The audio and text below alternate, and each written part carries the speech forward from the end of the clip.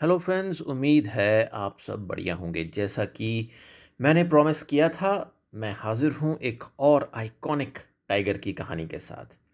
आज हम Bandhavgarh tiger reserve के ही एक ताकतवर और डोमिनेंट टाइगर के बारे में बात करने जा रहे हैं, जिसने शायद सबसे ज़्यादा लड़ाइयाँ लड़ी। और ये ताल्लुक़ रखता है लेजेंडरी टाइगर चार्जर की ब्लड लाइन से। चार्जर इसका ग्रैंडफादर था और बीटू इसका फादर था। ये चार्जर की ब्लड लाइन की तीसरी पीढ़ी की कहानी है। इससे पहले कि हम कहानी शुरू करें, मैं रिक्वेस्ट करूंगा कि आप प्लीज़ चैनल को सब्सक्राइब ज़रूर कर लें, ताकि आप इंडिया के फेमस टाइगर्स की किसी भी कहानी को मिस ना करें।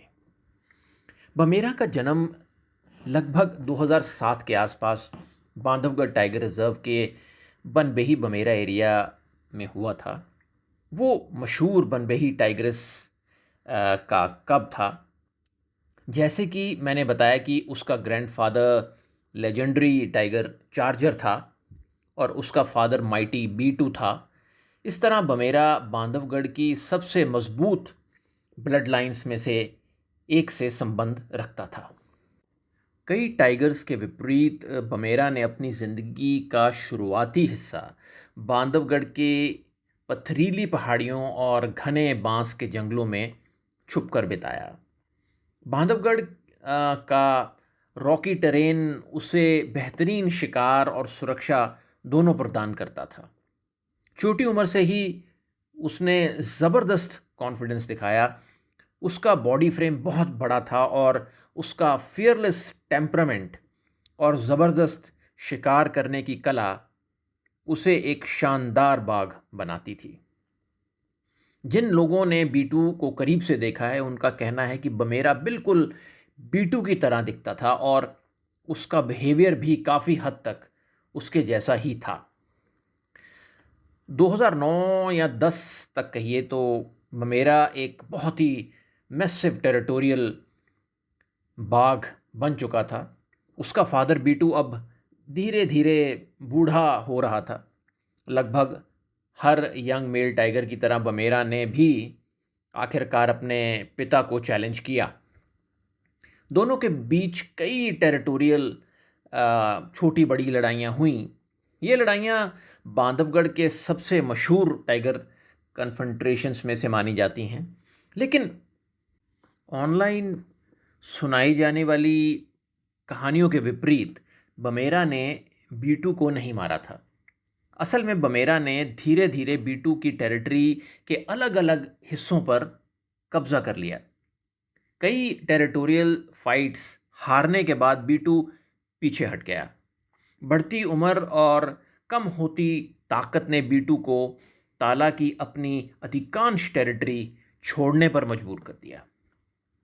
ये टाइगर की लाइफ का एक नेचुरल प्रोसेस होता है, जो कि आपने देखा होगा कि मैंने जितनी भी कहानियाँ सुनाई उसमें एक टाइगर पैदा होता है, बड़ा होता है, एक एरिया पे कब्ज़ा करता है, फिर बूढ़ा होता है, फिर दूसरे टाइगर से हार जाता है। तो ये उसकी लाइफ का एक नेचुरल प्रोसेस है। लगभग 2010 में बमेरा ताला टूरिज्म जोन का डोमिनेंट मेल टाइगर बन गया था। लेकिन बमेरा का असली राज 2011 में शुरू हुआ। बीटू की मौत के बाद बमेरा ने अपने लिए एक बहुत बड़ी टेरिटरी खड़ी कर ली थी। अपने पिता की तरह ही उसने प्राइम टेरिटरी के बड़े हिस्सों पर कब्जा कर लिया और चक्रधारा उसकी पावर का मुख्य केंद्र बन गया। चार्जर जो मॉक चार्जेस के लिए मशहूर था और बीटू जो सफारी व्हीकल्स को अक्सर टॉलरेट करता था, उन दोनों के विपरीत बमेरा का स्वभाव ज़्यादा सावधानी भरा था। वो आम तौर पर शांत तरीके से अपने इलाके की निगरानी करता था, बार बार सेंट मार्किंग करता था और बिना वजह की लड़ाइयों से बचता था। लेकिन जब कोई दूसरा बाघ उसे चैलेंज करता तो वो बेहद अग्रेसिव हो जाता था। बांधवगढ़ में खासकर ताला एरिया में बढ़ती हुई मेल टाइगर पॉपुलेशन ने ये सुनिश्चित कर दिया कि बमेरा कभी भी पूरी तरह से शांति से नहीं रह सका। खासकर 2013 की शुरुआत के बाद बमेरा लड़ाइयों से बचना चाहता था, लेकिन अपनी टेरिटरी बचाने के लिए उसे आखिरकार कई भागों से लड़ना पड़ा। बमेरा को मिर्चानी की सबअडल्ट से चैलेंज मिला। उसका अपना बेटा पुष्पराज, जो वकीता या न्यू बनबेही फीमेल से पैदा हुआ था, ने भी उसे चैलेंज किया। रहस्य मेल टाइगर भी चक्रधारा एरिया में बमेरा से एग्रेसिवली लड़ने के लिए जाना जाता है। बाद में इस बात की पूरी संभावना है कि रहस्य मेल टाइगर को जो भी मेल टाइगर ने एक भयानक लड़ाई में मार दिया था। लेकिन बमेरा के लिए सबसे मुश्किल चुनौतियां अभी बाकी थी। जोबी ने धीरे धीरे बमेरा की टेरिटरी का बड़ा हिस्सा छीन लिया। जोबी के साथ हुई एक लड़ाई में बमेरा के दोनों आगे वाले पंजों पर गंभीर चोटें लगी, जबकि उसने जोबी की एक आंख खराब कर दी। लगभग मार्च 2014 में बमेरा को उसी के बेटे, जो बनबेही से पैदा हुआ था, ने उसकी प्राइम टेरिटरी से बाहर कर दिया। 2015 में जब मॉनसून के बाद पार्क खुला, तब कहते हैं कि भीम का सामना भगोड़ा मेल टाइगर से हुआ। दोनों कुछ समय के लिए आमने सामने खड़े रहे और फिर थोड़ी देर बाद वो पीछे हट गए। भीम अपने रास्ते चल पड़ा और भगोड़ा अपने रास्ते। लेकिन कुछ ही मिनटों के बाद उस एरिया से गुजर रहे बमेरा का सामना भीम से हो गया। दोनों के बीच एक खतरनाक लड़ाई शुरू हो गई, जिसमें बमेरा ने भीम के शोल्डर पर बुरी तरह दांत गड़ा दिए और इस दौरान उसके अपने कैनाइन भी डैमेज हो गए। बाद में भीम बमेरा के लिए और बमेरा के बेटे मिस्टर एक्स के लिए भी एक बड़ा चैलेंज साबित हुआ। 2015 नवंबर तक बमेरा बुरी तरह लंगड़ाने लगा था। इसके बाद उसे ट्रीटमेंट के लिए एक जू में रीलोकेट किया गया। वो कभी पूरी तरह से रिकवर नहीं हो सका और 6 महीने बाद उसकी मृत्यु हो गई। कई सालों तक बमेरा ताला का अनडिस्प्यूटेड किंग बना रहा। उसका राज उस दौर से जुड़ा था जब बांधवगढ़ दुनिया के सबसे मशहूर टाइगर टूरिज्म डेस्टिनेशंस में से एक बन रहा था। हजारों टूरिस्ट उसकी फोटोग्राफ्स और हजारों फिल्म मेकर उसकी फिल्में बनाने बांधवगढ़ आते थे।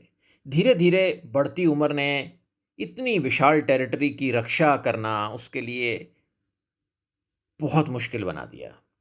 बमेरा का सबसे बड़ा योगदान सिर्फ ताला पर राज करना नहीं था, बल्कि बांधवगढ़ की सबसे मजबूत टाइगर ब्लड लाइन में से एक को आगे बढ़ाना था। उसने चार्जर और बीटू से जुड़ी लिनिएज को सफलता से आगे बढ़ाया।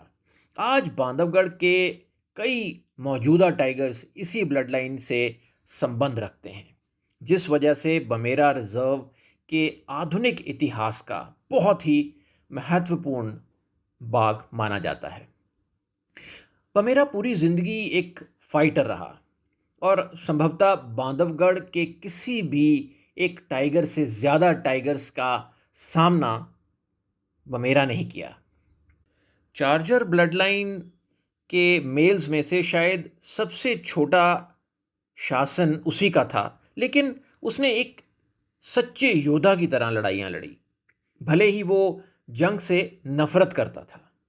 अपनी ज़िंदगी में उसने जिन मेल टाइगर्स से मुकाबला किया, उनमें भोका, उसका अपना पिता बीटू, रहस्य मेल, जोबी मेल, उसका बेटा पुष्पराज, ब्लू आइज और उसका अपना बेटा मिस्टर एक्स, जिसे बमेरा सन भी कहा जाता है, शामिल थे। और हाँ, अगली कहानी मिस्टर एक्स की ही होगी, जो चार्जर ब्लड लाइन की चौथी पीढ़ी का बाघ है। उम्मीद करता हूँ इस टाइगर की कहानी आपको ज़रूर पसंद आई होगी। प्लीज़ चैनल को सब्सक्राइब ज़रूर कर लें और वीडियो को लाइक और शेयर करना ना भूलें, ताकि इस टाइगर की कहानी और लोगों तक भी पहुंच सके। अब मैं आपसे इजाज़त लेता हूं। जल्दी ही मिलेंगे एक और टाइगर की कहानी के साथ। जय हिंद।